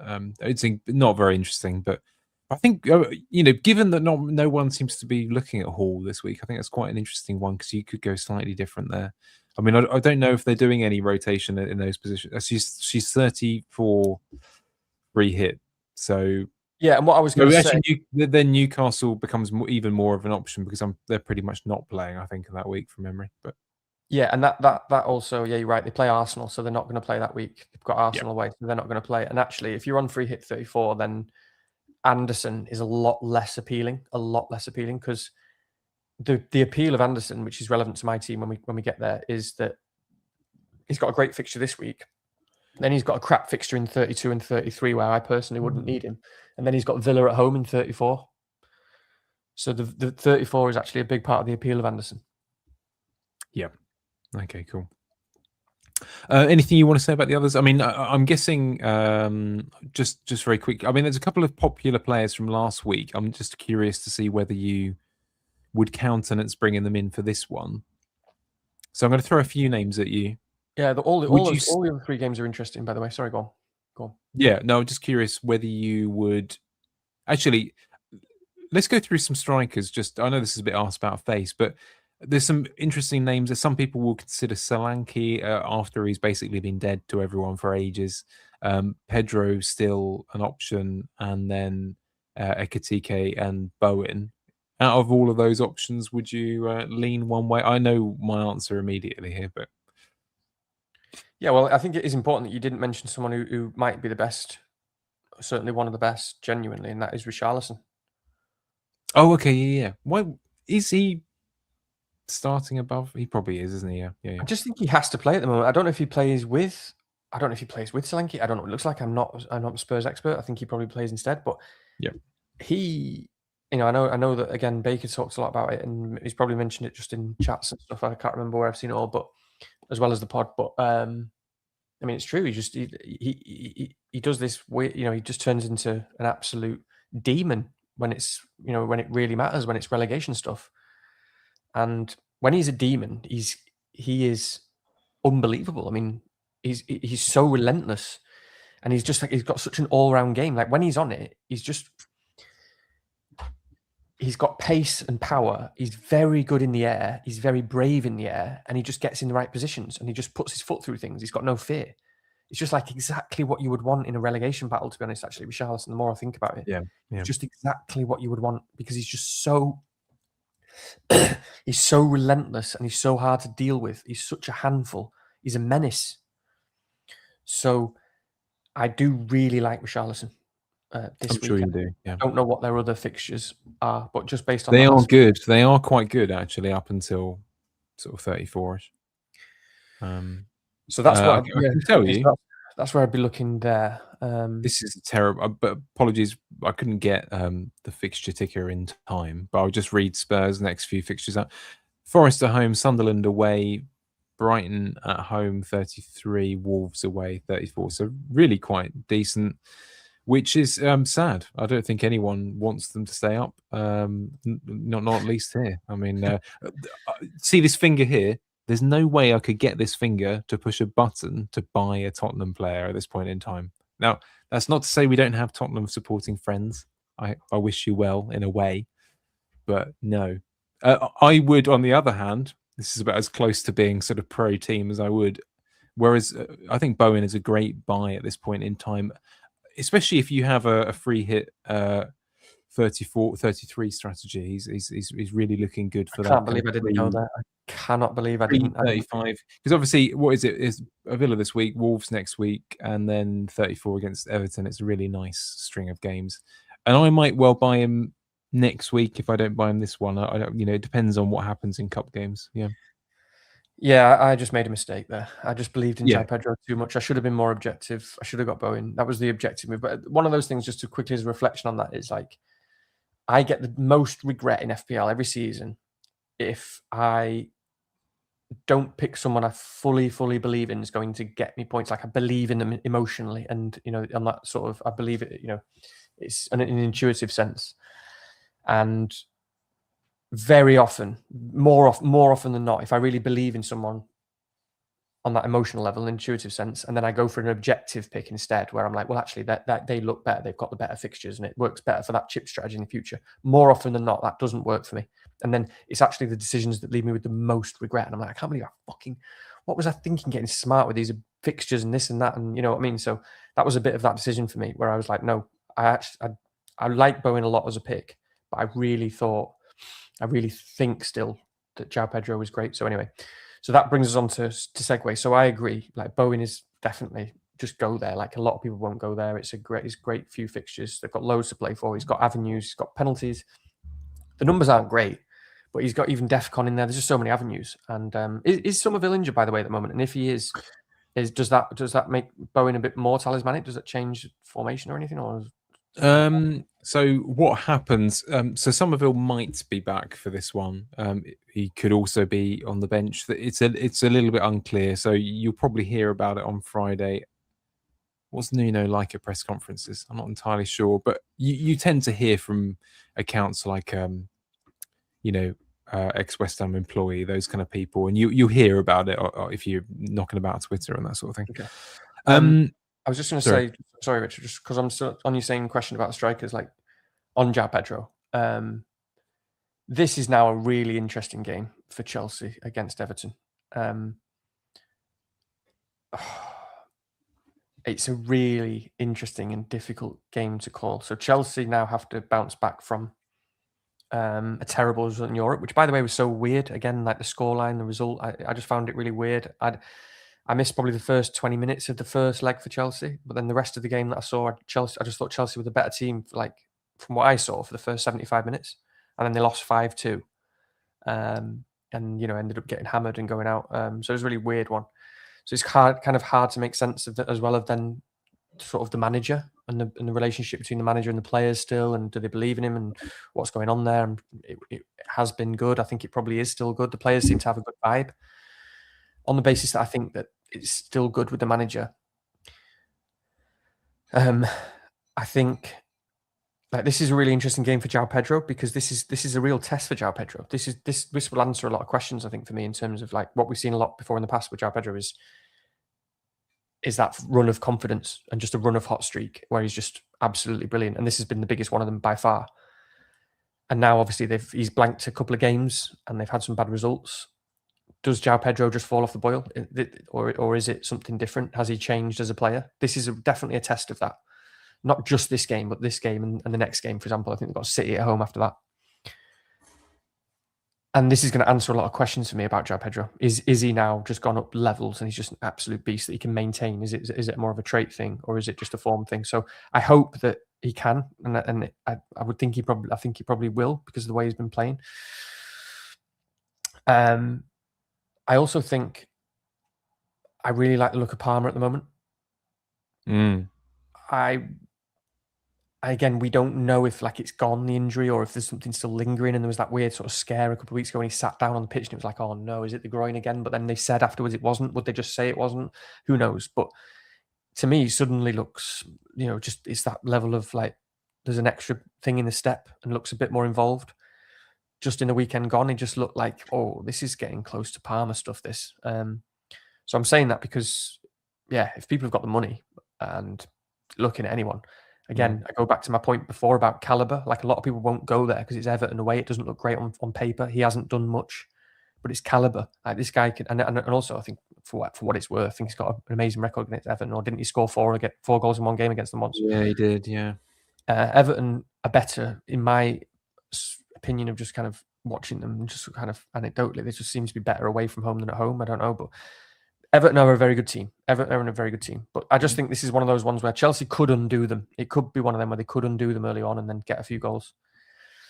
Hopefully João Pedro is involved in that. But I would be looking at, if I could afford, I'd get Palmer over.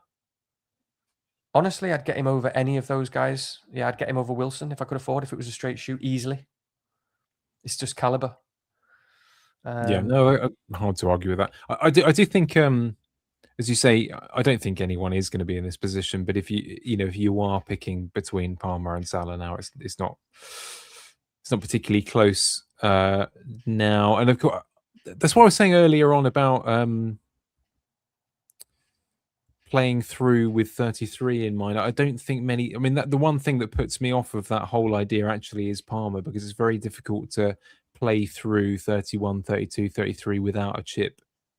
Be satisfied with your team in 33, because you won't get a player like Palmer. I mean, maybe you will. Maybe you'll be able to rack up a couple of transfers, but it seems pretty unlikely that anyone, which is why I think 33 is a chip for almost everyone, because it's you either wild card, and you probably do buy Palmer then. If you free hit, you probably do buy Palmer then. So yeah, it's quite an interesting one. I'm looking forward to having him in for that week, if nothing else.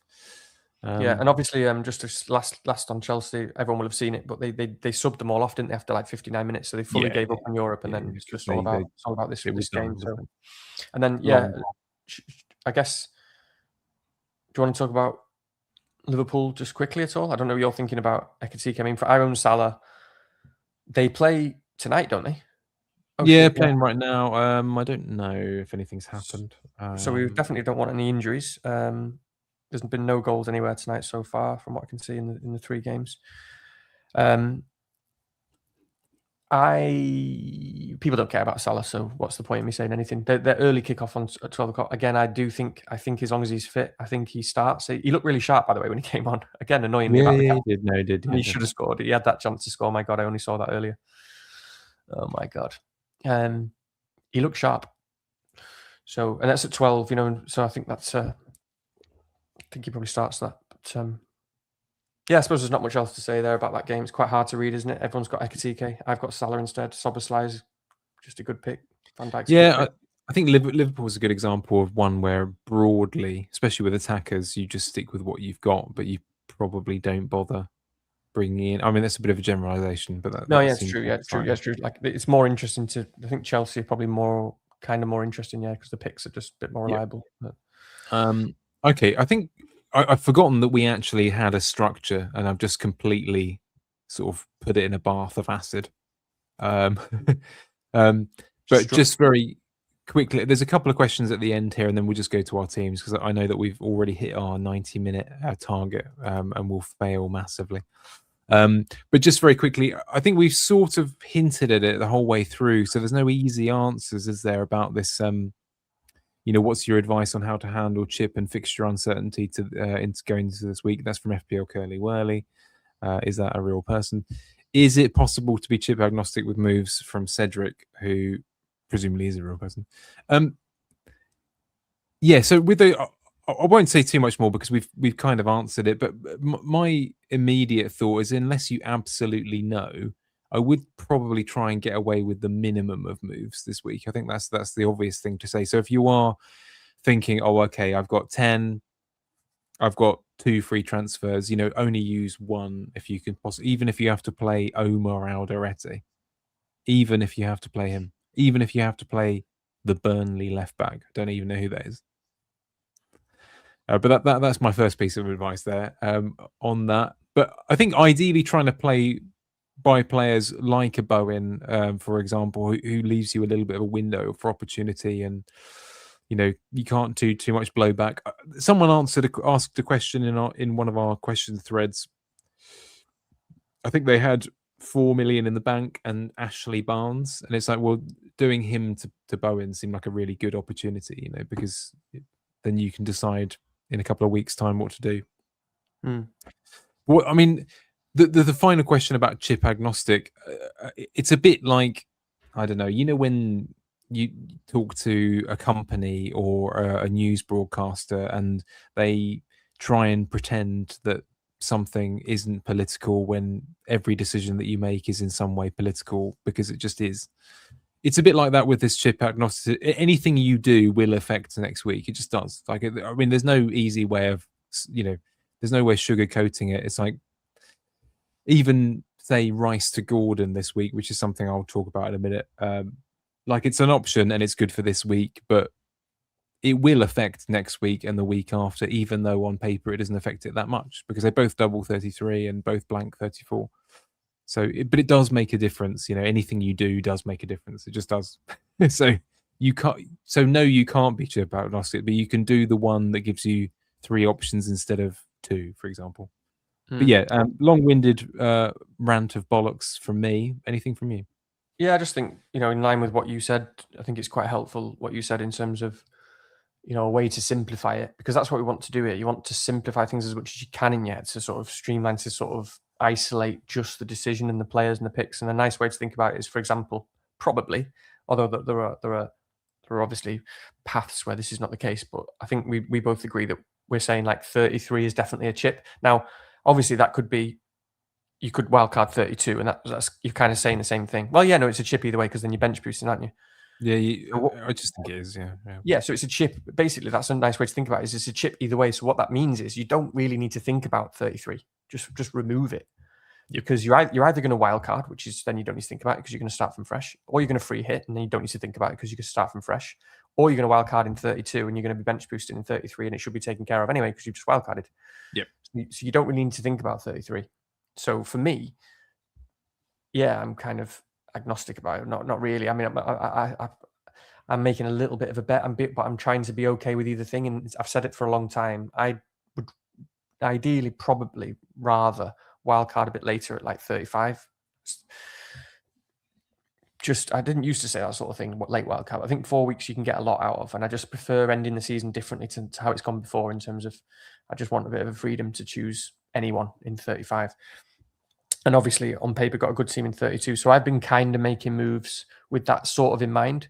But I'm also able to just say, right, well, if it goes to shit in terms of 34 and say whatever it is, if it's Liverpool beat City or something and all my fixtures look rubbish for 34 all of a sudden, then I'll just wildcard 32. Like both strategies are fine. Both strategies are absolutely fine. And I know it's not ideal with 32 wildcard because then you've maybe not got as good a team on paper, but it could easily just be great. And then the 32 wildcard is similar to the team that you're going to wildcard in anyway in terms of the best fixtures for the rest of the season. Blah blah blah. So you know what I'm saying? So like both strategies are fine. Like it's a nice thing to be is just be okay with both. Maybe have one of them a preference in mind, knowing that by the time we get to 32, you'll probably know which way you're going to go. You know what I mean? But as you've said, with all of that in mind, is where possible, can you save some transfers? And I mean, yeah, I'm a bit screwed in that regard, unfortunately. But there we are. Okay, cool. Let's look at our teams, I think, in a minute. Nice comment from L. Ron Hubbard. Truly a jazz man, laughing in the face of structure. You're absolutely damn right, Ron. To give, let's think about this, a jazz analogy, it's a little bit less cooking with Miles Davis, more bitches brew with Miles Davis. Danny won't know what I'm talking about. But it's the more free and open structure, basically. Yeah, he loves it, really. So he's going to get into it one day. No, it's good. Let's move on. I know Can't force it. Can't force it. It's me first. Sorry, what? Sorry. No, can I just say I know because I know every time I try to speak, it doesn't actually. I do know Miles Davis, obviously, but yeah, I don't know I don't know the analogy, but yeah. No, that's fine. Yeah. All right. By the way, just controversially here, it looks like I'm bench wonking. And I'll explain why, because I actually think it's valid this week until Friday, and then I might not bother.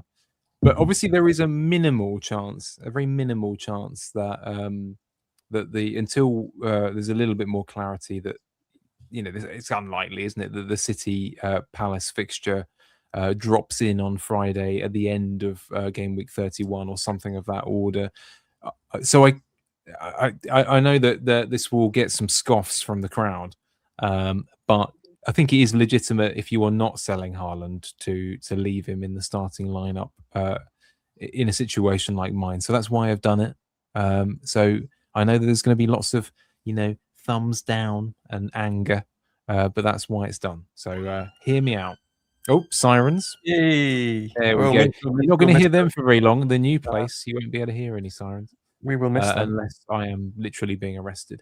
Here's the team anyway: Sanchez in goal, Virgil, Anderson, and Joachim, and James Hill. In midfield, there's a reason why Declan Rice is still there, but essentially he will be Elliot Anderson, Bruno Fernandes captain, Mbeumo and Wilson vice captain. Haaland still in the 11, but he won't likely play, obviously.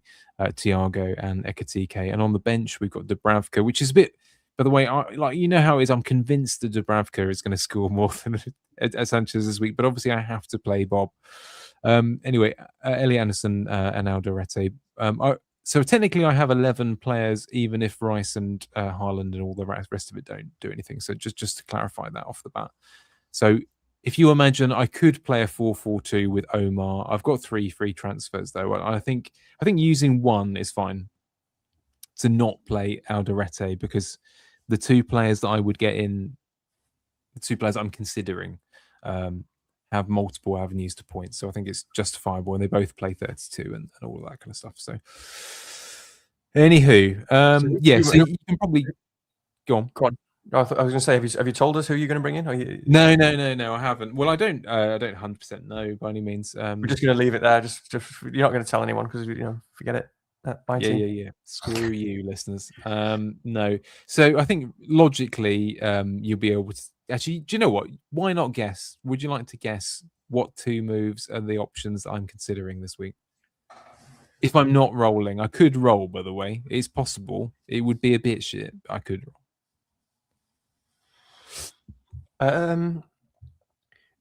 So I presume it is a midfielder, because I don't think you're interested in doing a defender. Otherwise, it'd be a Newcastle guy. But they might be on your list, but probably a bit lower down. So I'm assuming. Oh, by the way, yeah. On that, I have 0.9 million in the bank. If that's what you're asking. 0.9. So point being, I can't afford Alderete to Tiao or Hall. Oh, okay, right, okay. Yeah. So so what, Rice to, I guess it could be Gordon, which just to be really horrible, so that we don't pod next week and we're not even going to be friends. In fact, we might just not be friends anymore. If it's not Gordon, it could even be a Brentford guy, but I don't think you want to do it. I think you're too, I don't know, you're not feeling it, are you? You're probably too angry. Look, I can see the anger in your face almost. It's not anger. So it's got to be a midfielder. It's not going to be a Liverpool guy. It could be Cunha, but I don't think you want to go triple United, do you? It's got to be a midfielder. Go on, who is it? Cunha? No, I thought you were going to guess another thing. So the other thing, by the way, and we haven't talked. If I was buying a striker this week, it would 100% be Bowen. I know that, but I figured you couldn't. You're not going to do that because you're not going to. No. Honestly, if it wasn't for the uncertainty of that, I would probably like to bring him in above anyone, and that includes Gordon, just simply because of the 32, 34, that kind of situation. I would really like to bring in Bowen at this point in time, but it's just that captaincy uncertainty issue in 34 in particular. So the only, which kind of leaves, to be honest with you, like Rice to Gordon is kind of the only move that I am considering outside of that. And yes, maybe 5% of it is just because it will be funny for the next week's pod. Do I like him? No. Will it be funny if he scores? Yes. But and also, by the way, you absolutely whooped me this week, and our teams continue to be weirdly different, which I find to be really quite bizarre because, like I say, we don't think that differently about things. I mean, I know you're sort of better and think about it more and blah, blah, blah. Don't know about that. You know what I mean? Well, the crowd know what I mean anyway, but the light's gone weird again. It's weird. It's what it is there's just been like a couple of significant, I've made significant, it's timing, isn't it? It's timing, yeah, but I've made like significant big moves where that change things quite drastically. I can think of where it was like the move with that set us off on very different paths was like the Dewsbury Hall thing, like I said, where I made like 3 or 4 transfers and into a very specific 15 that included Saka and Dewsbury Hall and that sort of thing. And then the other one was like, when I was in a strong position, so sort of quite aggressively, I suppose, for want of a better word, got the double Newcastle in when I had that sort of position too. It just sets you off on very different paths, doesn't it? And then you reluctantly got people like Anderson, who you're never going to sell, as in Forrest Anderson. So that just keeps you away from me as well. Yeah. Oh, speaking of which, Heather's on her 3rd glass of white wine of the evening. Look at that. Yay. Love it. Come on, Heather, put it down. You've got a problem. No, I'm really joking. So I think that's probably the only move. I think obviously I'll wait for press conference. I'm going to wait pretty late actually, because I do just want to check that everything's all right with Brian. I think if Brian was benched, for example, I'm not really sure there's anything we can really do about it. If you won't, because I only want to spend 1 transfer. I don't want to spend more than 1 because it's just committal, Can I just say as well, when you bring Gordon in, it's going to be so glorious when Alderete scores a header at the back post and gets DEFCON. Yeah, he will. He will. Yeah, he will. Yeah. It's not a problem. Yeah, but all that will be overturned when Joachim Anderson launches an 80-yard pass straight onto the left foot volley that Warry is going to bang in. He really will as well. I'm screwed there. But again, we go to my team and I'll explain. Oh yeah. Sorry, let's do that. We've got a chance of bringing this down to size. Actually, I was going to say, by the way, you know, with chip agnosticism and all that bollocks, you made your decision last week in a way, didn't you? Do you know what I mean? Your bet was last week, so in a way, this week, not is irrelevant, but you know, it's sort of predetermined looking at that team. But anyway, go ahead. Sorry. Yeah, I guess, like you say, like a few weeks ago, to be honest, I was sort of, I was looking at a later wildcard a good few weeks ago. I wanted to go down that route of ideally of wildcard 35, and I may not be able to because I've made quite a big bet there, and that's fine. I just have to be okay with wildcard early. So my team is Dubravka in goal, Tarkowski, Van Dijk and Hall, and then Salah, Mbeumo, Bruno Cap, Dango, Soboslai, João Pedro, Thiago, and nobody apart from Gui on the bench. And yeah, like I said, like it's one of those things. I'm obviously terrified of the Fulham guys. You've got them both, but after last week, and you just the swings and the captaincy, and you just think, sometimes it's quite nice. Sometimes it just jolts you back into like objectivity, and you just go, right, this is just like I've been jolted back in terms of going for this, going for that. You've been punched. You just want to sort of survive. I just straight bat it. Hope I get lucky. It's a straight bat. Players are good. Yeah, I don't own some good players, but I own some good players. Is what it is. So hopefully Burnley can do something in that sort of thing. I do feel quite good about a lot of my players. Well, yeah, quite good. Like I say, Dango, just to go back onto Dango a second, like I do think he's like, at the moment, it does really look like he's just gone up a level. Like he looks, he just looks like before I thought it was very close with him and Sharda, and I just think Dango just looks like he's gone up a level, really. I mean, that touch, by the way, to set up the goal, ridiculous. And that touch sort of says a lot about a player, or how they're feeling, confidence and stuff and so on. So I do really like him. So basically there's not much to say about my team other than, I don't have a lot of these sort of highly owned guys that are scary. So if there's any doubt about Tarkowski, which is very reasonable, we don't know what's wrong with him. If there's any doubt, I just have to get in Anderson for Fulham. Yeah, fair enough, yeah. And it'd probably be for Lacroix, keep Tarkowski on the bench. That obviously still fits with the broad plans and hopes, more so hopes, because it could go either way, that I can wildcard in 35, because Anderson, as I say, I don't need him for 32 and 33, but he then plays Villa at home in 34. So I get the Burnley at home fixture, and I'm not losing a player in 34. Well, I'm gaining a player in 34, even though I am losing a transfer and some flexibility. I still get both games out of him on paper. Which again is annoying. It's like, I guess last week was more luxury moves, but it's like you just want to roll a transfer, and I probably still can't.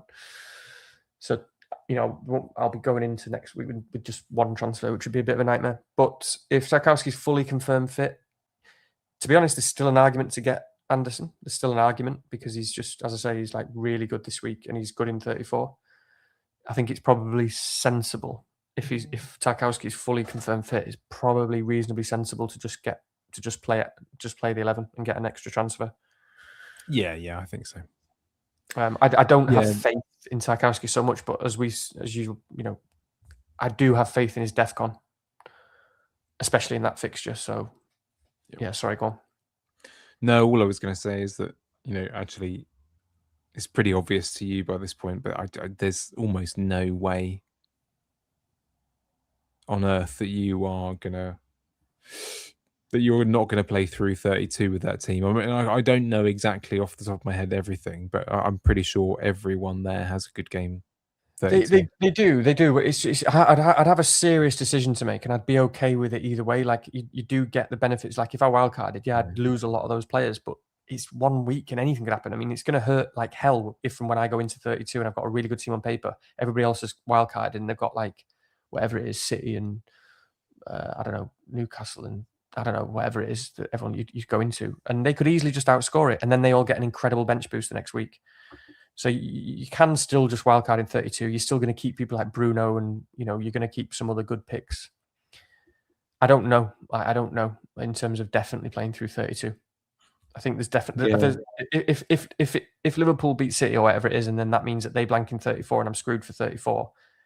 I have a serious decision that probably leans, to be honest, still more towards just wildcarding in 32 and getting a bench boost in 33. Okay. But yeah, it's tricky, isn't it? Because I would encourage people just to look a little bit more seriously at 33 as a wildcard entry point. Wildcard, yeah, exactly. I think it's been underplayed a bit because I mean, it does mean probably bench boosting 35, and I know that that's not lovely. It's all right. I think I'm trying to remember what teams are okay that week, but I think Leeds are okay. It's that kind of thing. You look it up. I'm sure it's not too difficult to work out.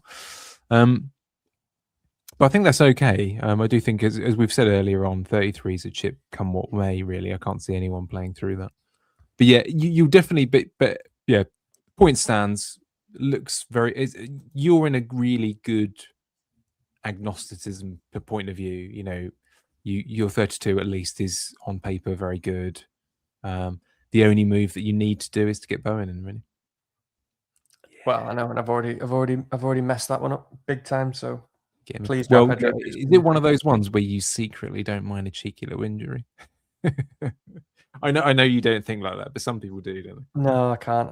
But that's the other thing. I'm really hoping João Pedro does something this week. But that's if I do roll, that's against Tarkowski and the whole world. I'm going to be going up against 80% Fulham defense or more, and I don't know, 110% bloody Harry Wilson. It's going to be a nightmare. But yeah. Do you know, by the way, I've not experienced this for a little while, but I was actually walking past the Fulham ground, quite literally, when Harry Wilson assisted an Alex Iwobi goal a couple of weeks ago. I went for a walk to Fulham Palace, if anyone knows South West London quite well. It's a nice little place for a cup of tea and a bit of a poke about. And I'd forgotten that Fulham were playing Tottenham at the time, yeah, it's one of those ones where you walk past and you're like, oh yeah, there's a game on. And anyway, not a very interesting story, but there we are. No, sorry, it is good, but I was just looking at the chat said that Spurs have scored, which is wow. I mean, Kolo Muani, but yeah, I mean that game is gone, isn't it? Yeah, I couldn't remember what the score was. I couldn't remember if they were even had a chance. They were 5-2 down. But I mean, you know what Atletico Madrid are like. If they just want to shut the game down, it's 5-3 now. Oh, okay, yes, it's game over. No chance. Okay, yeah. Heather's on a very cheeky chip strategy, by the way. Bench boost 33, free hit 34, and wildcard 35. She's always got, by the sounds of it, a very sort of differential team. So it'd be interesting to see. Yeah. Heather is a maverick. Okay, cool. That's probably all, isn't it, from us? I think it's fair to say. Yeah. No one wants to do this, and I should be doing something else. Great. Okay. Well, lovely for us to join us. And yes, keep an eye on us. I'm trying to think. Oh, it's a long break now, isn't it? Yeah. Is it like 3 weeks without a game or something stupid? It's a million years. Yeah. It's not until April anyway. Is it 4th of April? Yeah, something ridiculous. It's further away than that, I think. I'll tell you now. But God. So basically, what is it? So it's the 10th of April. Is it? 10th of April is the next game. Okay, yeah. So if we both have a really good week, we'll pod maybe even next week, and then immediately, and then otherwise maybe get a guest on or something after for some time in the long break when we can. We'll talk in the after show green room. Oh yeah, we're still recording, aren't we? I have one. Yeah, you were still recording. Yeah, in case we've forgotten. But no, I've lined that up actually, and yeah, it's another member of the podcast community. So I'll just drop that in there. Very exciting. And by the way, before we leave, Like I said, at the moment you can't buy any subscribers or whatever. So if you're a hardcore type and you want to stay behind and then go back into the chat when it's up properly, not as a stream, and put loads of love and really nice things in, probably in capital letters and with lots of love hearts and that sort of thing, please do, because that would make us very pleased, and hopefully we can afford that lavender pillow spray. Anyway, let's go. But enjoy your evening, and very thank you. Too many beers. And do it's not very many of them these days. But yes, enjoy your weekends, and may your blank game week not be blank. Essentially, see you soon. Nice one. See you later. Cool. Bye bye.